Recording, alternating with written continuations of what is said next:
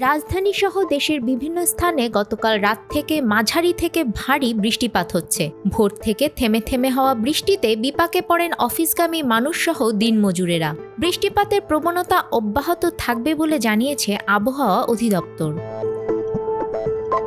সোমবার আবহাওয়ার পূর্বাভাসে বলা হয়েছে, রাজশাহী, ময়মনসিংহ, ঢাকা, খুলনা, বরিশাল, চট্টগ্রাম ও সিলেট বিভাগের অধিকাংশ জায়গায় এবং রংপুর বিভাগের অনেক জায়গায় অস্থায়ীভাবে দমকা হাওয়া সহ হালকা থেকে মাঝারি ধরনের বৃষ্টি বা বজ্রসহ বৃষ্টি হতে পারে। সেই সাথে দেশের কোথাও কোথাও মাঝারি ধরনের ভারী থেকে অতি ভারী বর্ষণ হতে পারে। সারা দেশে দিন এবং রাতের তাপমাত্রা প্রায় অপরিবর্তিত থাকতে পারে।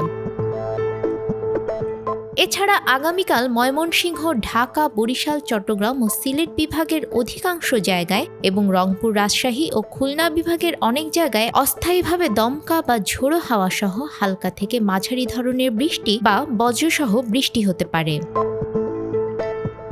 সেই সাথে দেশের কোথাও কোথাও মাঝারি ধরনের ভারী থেকে অতি ভারী বর্ষণ হতে পারে। আগামী সপ্তাহের মাঝামাঝি সময়ে বৃষ্টিপাতের এই প্রবণতা হ্রাস পেতে পারে।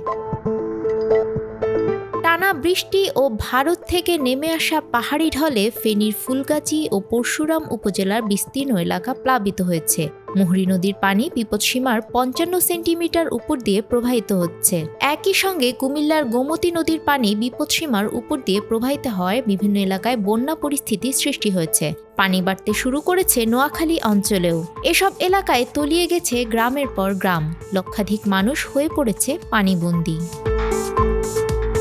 আফরিন আপ্পি, আমাদের সময়।